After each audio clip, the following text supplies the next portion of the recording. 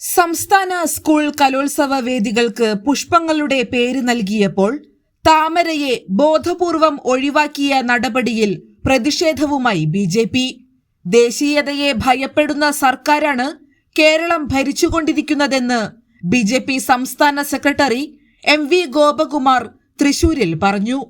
ഒരു വേദിക്ക് പോലും താമരയുടെ പേര് നൽകാൻ ധൈര്യമില്ലാത്ത സർക്കാരാണ് കേരളം ഭരിക്കുന്നത്. സർക്കാരിന്റെ ഈ വിവേചനപരമായ തീരുമാനം അടിയന്തരമായി തിരുത്തണമെന്നും അല്ലാത്തപക്ഷം യുവമോർച്ചയുടെ നേതൃത്വത്തിൽ ശക്തമായ പ്രതിഷേധങ്ങൾ സംഘടിപ്പിക്കുമെന്നും അദ്ദേഹം മുന്നറിയിപ്പ് നൽകി. ദേശീയ പുഷ്പമായ താമരയെ രാഷ്ട്രീയ വിരോധത്തിന്റെ പേരിൽ മാറ്റി നിർത്തുന്നത് അംഗീകരിക്കാനാവില്ലെന്നും MV ഗോപകുമാർ കൂട്ടിച്ചേർത്തു. ശക്തമായിട്ട് ആവശ്യപ്പെടുകയാണ്. ഞങ്ങൾ ശ്രദ്ധയിൽ ഈ കാര്യം വന്നപ്പോൾ തന്നെ ഞങ്ങൾ സൂചിപ്പിച്ചു.